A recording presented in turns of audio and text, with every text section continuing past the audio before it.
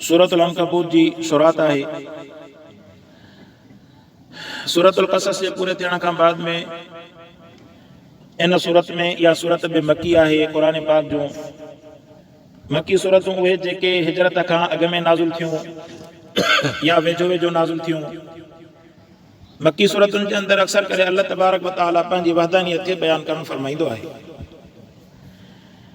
ऐं शान नुज़ूल जे अंदरि उलमा फरमाइनि था त इहा सूरत हज़रत जेका आहे इहे आयतूं शुरू वारियूं हज़रत मेजर नाले जो शख़्स हुयो जेको ग़ज़वा बदर में शहीद थियो ऐं रसूलुल्लाह सल्लल्लाहु अलैहि वसल्लम जन फरमायो त जन्नत जे अंदरि मुंहिंजी उम्मत मां पहिरियों दाख़िल थींदड़ जेके शख़्स हूंदा उन्हनि मां हे पहिरें नंबर ते जन्नत में दाख़िल थींदो।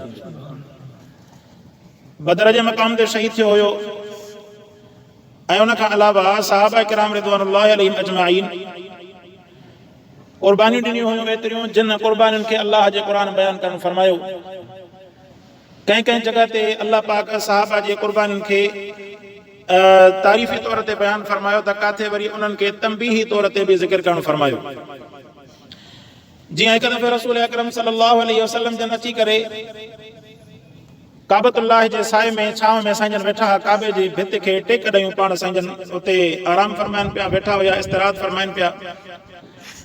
सहाबा किराम मां कुझु जेके आहिनि शख़्स आया अची करे रसूलुल्लाह सल्लल्लाहु अलैहि वसल्लम जन खे पंहिंजा ज़ख़्म ॾेखारणु लॻा। साईं हे ॾिसो काफ़िरनि मारियो आहे, साईं ही तकलीफ़ूं ॾिनियूं अथऊं, अहिड़े क़िस्म जो ज़ुल्म असांजे मथां। पोइ उन्हनि चयो त साईं तव्हां अल्लाह पाक खां दुआ नथा घुरो, जेकर दुआ घुरो त अल्लाह तबारक व तआला इन्हनि काफ़िरनि खे ख़तमु करे नेस्त ऐं नाबूद करे ऐं इन्हनि जे मुसीबतुनि खां असांखे आजो करणु फरमाए। अल्लाह जे रसूल सल्लल्लाहु अलैहि वसल्लम जन सबक़ जे तौर ते उन्हनि खे फरमायो त फलाणो तव्हांखे सब्र कोन्हे, असल में ॻाल्हि इहा आहे त इस्लाम जेको आहे इहो सना जे पहाड़ियुनि खां वठी करे हज़रमौत ताईं इहो इस्लाम फैलजंदो। पोइ हुन इस्लाम जे अंदरि तव्हांजो रतु लॻे, तव्हांजो जिस्म लॻे, तव्हांजो वक़्तु लॻे या ॿिए कंहिंजो लॻे, इहो इस्लाम फिल आख़िर जेको आहे दुनिया जे तख़्ते ते फैलिजी करे रहंदो। अल्लाह तबारक व तआला जो सचो दीन आहे, इनखे काइनात जो को बि काफ़िर रोके नथो सघे। रब जो सचो दीन आहे, जॾहिं सचो दीन आहे पैदा बि हुन अल्लाह पाक कयो आहे त अल्लाह तबारक व तआला जे पैदा कयल दीन जे अंदरि जेकॾहिं इंसान पंहिंजी जान माल ऐं पंहिंजो वक़्तु लॻाए थो त इहो उन जे लाइ फ़ाइदो आहे। अल्लाह पाक इन जे हिकु हिकु रुपए जो सवाबु, हिकु हिकु सेकंड जो सवाबु ऐं हिकु हिकु घड़ी जो सवाबु अल्लाह पाक उन जे नामे अमाल जे अंदरि लिखाइण थो फरमाए। पोइ जिते बि इंसान पंहिंजो वक़्तु लॻाए, चाहे जमात में लॻाए, चाहे मस्जिद में लॻाए, चाहे मदरसे में लॻाए, चाहे ख़ानक़ाह में लॻाए, जिते इख़लास नियत आहे, नियत जी सचाई आहे, अल्लाह पाक उनखे अजर ज़रूर अता फरमाईंदो, इन में को शक न आहे। हता के जेकॾहिं इख़लास नियत सां जेकॾहिं को माण्हू कंहिं इंसान जी ख़िदमत करे थो ऐं कंहिंजो हथु वठी पकड़े करे हुनजी मदद करे थो, इख़लास नियत जो इख़लास आहे, अल्लाह पाक उनखे बि हुनजो अजर अता थो फरमाए। पाण साईं जन फरमाए त तव्हांखे तकड़ आहे वॾी, तव्हांखे ख़बर न आहे त तव्हां खां अॻ में अॻियनि अंबिया किराम जे अंदरि अहिड़ा बि जेके उन्हनि जा साथी ईमान वारा गुज़रिया जंहिंजे जिस्मनि खे लोह जी फणियुनि सां उन्हनि जे जिस्मनि खे चीरियो वेंदो।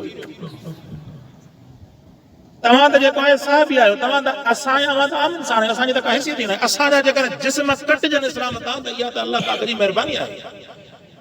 जीअं शाम जेको आहे फ़ज़ाइल अमाल जी हिकिड़ो साथी जेको पढ़े पियो न रिवायत, हुन में हिकिड़ो शख़्स हुयो ग़ज़वा बदर जे जंग में शहीद न थियण जे करे सॼी ज़िंदगी अनस बिन मालिक रज़ी अल्लाह ताला बुखारी में अचे थो त इहो सॼी ज़िंदगी अफ़सोस कंदो रहियो त यार मां ग़ज़वा बदर जहिड़े शहादत इस्लाम जी पहिरीं लड़ाई जंहिं वेड़ खां बाद में अल्लाह तबारक व तआला इस्लाम खे फतह अता फरमाई, उन वेड़ जे अंदरि मां शरीक न थी सघियुमि, मुंहिंजी जान शरीक न थी सघी, इन जो अफ़सोस हुनखे सॼी ज़िंदगी रहियो।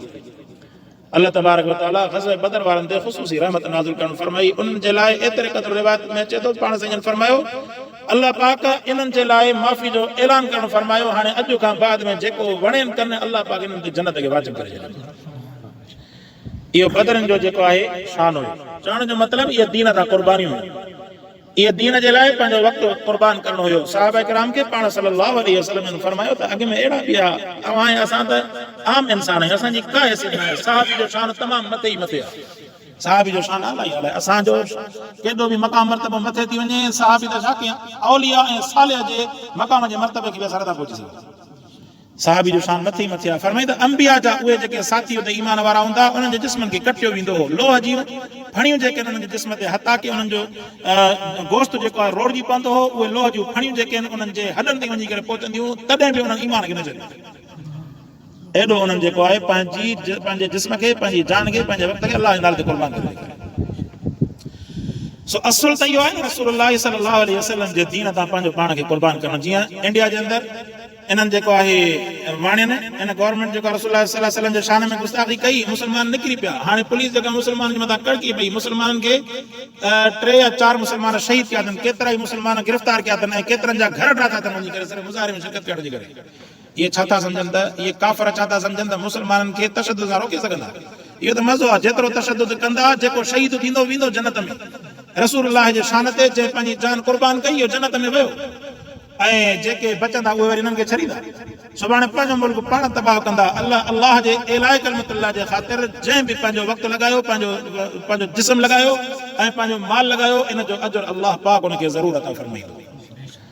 सो पाण साईं जन उन्हनि खे नासिहान अंदाज़ में सम्झायो त प्यारो साहबियो, तव्हां खां अॻु में अहिड़ी तकलीफ़ आयूं, असां त इहे तव्हां त साहबी आहियो। हज़रत ज़करिया अलैहिस्सलाम जे मथां इन्हनि जेको आहे आरो हलायो, आरो जीअं आरा मशीन थींदी आहे जंहिंमें बुंड कटिबो आहे, अहिड़ा आरा मशीन हलाए करे उनजे जिस्म जे मथां आरो हलाए करे जिस्म जा बाद करे छॾियो ज़करिया अलैहिस्सलाम। अल्लाह जे नबी खे कटे छॾियो। अहिड़ा ज़ालिम आहे, पर दीन जो रस्तो न रुकण ते आयो, न रुकियो। इस्लाम जो हूअं बि शान आहे, इस्लाम खे जेतिरो दॿाईंदा इस्लाम ओतिरो उभरंदो। इहा इस्लाम जी ख़ासियत आहे, जेतिरो इस्लाम खे दॿाईंदा इस्लाम ओतिरो उभरंदो। छो दॿाईंदा, हूअं मुस्लमान जी गैरत कमज़ोर थियल हूंदी, हीअं जीअं इस्लाम खे दॿाइण ॾींदा माण्हू सम्झंदो त बाबा मरणो अथऊं या छो न दीन जे रस्ते ते क़ुर्बान थी।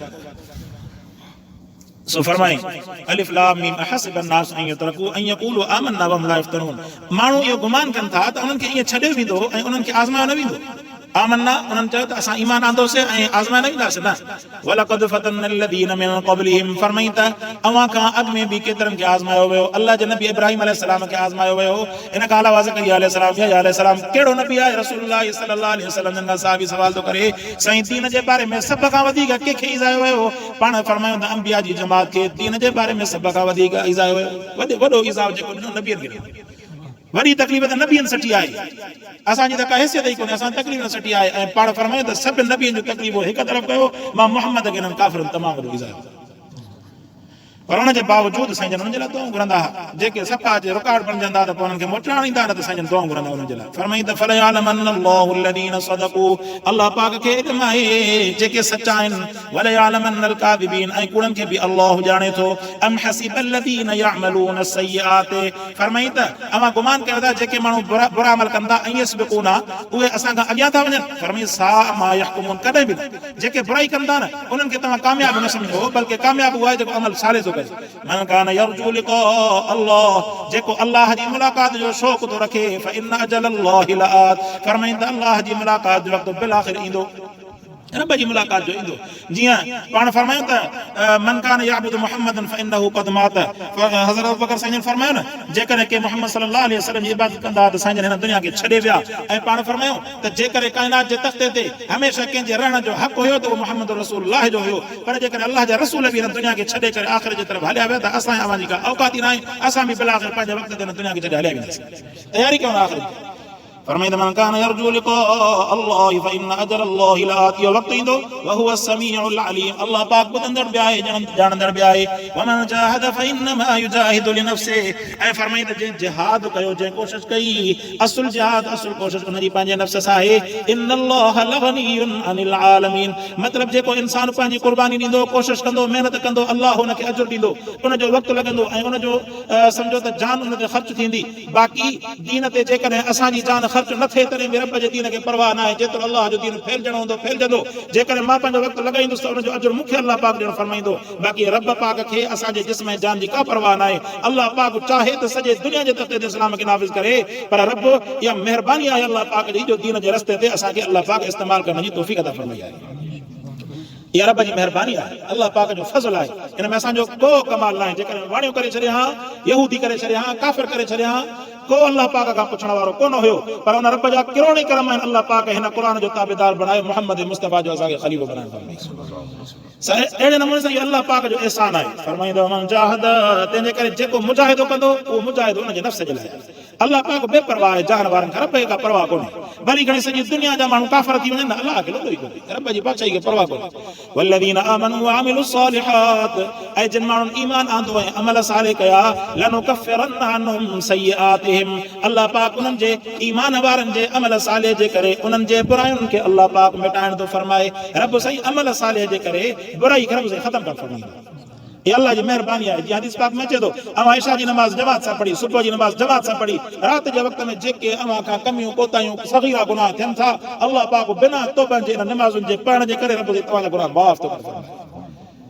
ये रब जी मेहरबानियूं आहिनि। फरमाईंदो वल्लज़ीना आमनू वलनजज़ियन्नहुम अहसनल्लज़ी कानू यअमलून, ऐं अल्लाह पाक जेके भी नेक अमल कनि था उनजो अजर अल्लाह पाक ज़रूर अता फरमाईंदो आहे। अल्लाह साईं अल्लाह जे क़ुरान हर जगह ते वाइदो फरमायो, फरमाईंदो फमन यअमल मिस्क़ाल ज़र्रतिन ख़ैरन यरा, दुनिया जा इंसान हो जेकर तव्हां अल्लाह जी रज़ा जे ख़ातिर कंहिंसां दोस्ती रखो था, कंहिंसां मुस्कुराए मिलो था, कंहिंखे अस्सलाम वालेकुम चओ था, कंहिंखे माफ़ कयो था, अल्लाह पाक तव्हांजो अजर ज़ाया न कंदो, बल्कि हिन हिक हिक सदा जो हिक हिक अमल जो अजर अल्लाह जो वाइदो आहे तव्हांखे ज़रूर अता फरमाईंदो।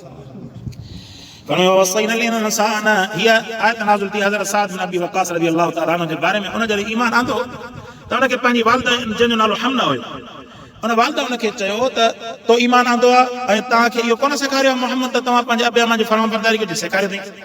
पोइ चईंदा हाणे जेकॾहिं पंहिंजे हिन साबी वारे दीन ते नथो अचे, इन असुल दीन खे मोहम्मद मुस्तफ़ा सल्लल्लाहु अलैहि वसल्लम जे दीन खे नथो छॾे, मां पंहिंजो खाइण पीअण माना बुख हड़ताल जेके चइबी आहे, मां बुख हड़ताल थी कयां ऐं ॾींहं जो उस ते वेठी हुयसि, राति जो कुदरती छांव अचे थी, ठीकु आहे, बाक़ी ॾींहं जो छांव में न वेंदुसि, कुराड़ी मां हुयसि न। हाणे हे हमरा परेशान कयां त कयां छा? हेॾो जेको मां अबे अम्मा जी फरमाबरदारी जो उन्हनि जी ख़िदमत जो हुकुम, हेॾा वरी दीन जो मसइलो काॾे जा वियो रसूलुल्लाह सल्लल्लाहु अलैहि वसल्लम जी ख़िदमत में, साईं छा कयां? अञा ताईं साईं ख़ामोश रहिया। अल्लाह पाक हिन आयत खे नाज़िल फरमाए करे उनखे ॿुधाइण फरमायो त प्यारा इन्हनि खे ॿुधाए अबे अम्मा जो पंहिंजो हक़ आहे, पर जेकर अबो अम्मा गुनाह जी दावत ॾींदा त उनजी ताबेदारी करे। अबो अम्मा ख़ासि करे जेकर शिरक जी दावत ॾींदा न, अबे अम्मा जी ताबेदारी करणु फर्ज़ त पंहिंजी जाइ ते, पर उन्हनि जी गुनाह जे अंदरि ताबेदारी करणु सख़्तु गुनाह आहे, कबीरो गुनाह आहे। शिरक कंदा त इहो मुशरिक थी वेंदो। अल्लाह पाक जो हक़ अबे अम्मा खां तमामु मथे मथे आहे। रब 70 माण्हुनि खां बि वधीक प्यार कंदो आहे। अबे अम्मा खे बि अल्लाह पैदा करणु फरमाए, असांखे बि अल्लाह पैदा करणु फरमाए। असुल ख़ालिक मालिक अल्लाह आहे, असुल वफ़ादारी अल्लाह पाक सां। हा, उते अबे अम्मा जी फरमाबरदारी कबी जिते अल्लाह पाक जो हक़ विच में नथो अचे। जी नमाज़ खां अबो अम्मा झरनि था, उन्हनि चवणो वठो नमाज़ बिल आख़िर पढ़बी, पोइ खणी थोरो वक़्तु उनजी ख़िदमत में कॾहिं जमात हली वई ख़ैर आहे, जमात हली वई ख़ैर आहे, जमात सां शामिल थियणु वाजिबु आहे। कॾहिं कॾहिं जेकॾहिं अबे अम्मा जी ख़िदमत इहा हिकिड़ी अलॻि शइ आहे, इहा मजबूरी शइ आहे, बाक़ी जेकॾहिं झरनि हरूभरू त हुनजी चवणु वठो। त हज़रत साद बिन अबी वक़ास जॾहिं मोटी आयो ऐं पंहिंजी अमड़ खे ॾिठई ऐं इन हुक्म खे जॾहिं ॿुधई रसूलुल्लाह सल्लल्लाहु अलैहि वसल्लम जे ज़बान अक़दस मां, त पोइ अमड़ खे चईंदा अमड़ हाणे ॻाल्हि आहे त मां साईं जन खां पुछी आयुमि, साईं जन मूंखे मसइलो ॿुधायो। हाणे ॻाल्हि आहे त जेकॾहिं इहा त अल्लाह पाक तोखे हिकिड़ी जान ॾिनी आहे, जेकर इहा बुख हड़ताल कंदे एहतिजाज कंदे तुंहिंजूं 100 जानियूं बि क़ुर्बान थी वञनि न, मां मोहम्मद मुस्तफ़ा जे दीन खे कॾहिं बि कोन छॾींदुसि। तंहिंजे करे ज़िंदा रहणो थी त ज़िंदा रहो, मरी वञणो थी त मरी वञ, अल्लाह जे रसूल जे दीन खे न छॾींदुसि। हज़रत साद बिन अबी वक़ास पंहिंजी अमड़ खे दो टॉप प्रोग्राम, दो टॉप उनखे वञी पैगाम ॾिनो, मां कोन छॾींदुमि दीन खे, भली जेको वणे असुल जेको आहे दीन इहो आहे। अल्लाह जो जॾहिं हुकुम अची वञे त न उते अबे अम्मा जो वसु हलंदो, न पाड़े वारनि जो वसु हलंदो, न कंहिंजो वसु हलंदो। हा, हिकमत उन जॻह ते हलंदी त जंहिं माण्हू पंहिंजी जाइ ते कॾहिं जेकर तकलीफ़ थी अचे काफ़िरनि जे तरफ़ खां उहा हिकिड़ी अलॻि शइ, पर दीन खे कॾहिं बि छॾिबो कोन। ववसैना इंसान बिवालिदैहि हुस्ना, अल्लाह पाक इंसान खे वसियत करणु फरमाई पंहिंजे अबे अम्मा सां सुहिणे सलूक जी, पर जेकॾहिं उहे कोशिशि कनि था लितुशरिक बी मा लैस लक बी इल्मुन फला तुतिउहुमा, उन सां शरीक कनि जंहिंजो तव्हांखे इल्मु ई न आहे, यानी जंहिंजी ख़बर ई न आहे तव्हांखे, त उन्हनि जी तव्हां ताबेदारी कॾहिं बि न कयो। इलैहि मर्जिउकुम, छो तव्हांखे उन्हनि बातिल माबूदनि ॾे मोटणो न आहे, तव्हांखे मोटणो आहे अल्लाह जे तरफ़। इलैहि मर्जिउकुम, सभिनीनि खे मोटणो आहे मुंहिंजे तरफ़, अल्लाह जे तरफ़। फउनब्बिउकुम बिमा कुनतुम तामलून, लिहाज़ा मां अल्लाह तव्हांखे ख़बर ॾींदुमि त तव्हां कहिड़े क़िस्म जा अमल कयो था। अल्लाह पाक वटि तव्हांखे हिसाब ॾियणो पवंदो ऐं इन सॼे जहान में जेके बि तव्हांजा अमल आहिनि सभिनि जो मर्ज अल्लाह जी ज़ात आहे, अल्लाह खां सवाइ कोई बि न आहे। अबे अम्मा जी फरमाबरदारी दुनिया में रहिजी वेंदी, हुनजो सवाबु ज़रूरु मिलंदो, पर शिरक गुनाह जो जेको आहे इहो कॾहिं बि अबे अम्मा जी फरमाबरदारी में नथो अचे। इहो अल्लाह जो हक़ आहे, इन में अल्लाह पाक जी ताबेदारी कबी। अल्लाह पाक खां दुआ आहे अल्लाह से क़ुरान खे सम्झण अमल करण जी तौफ़ीक़ अता फरमाए।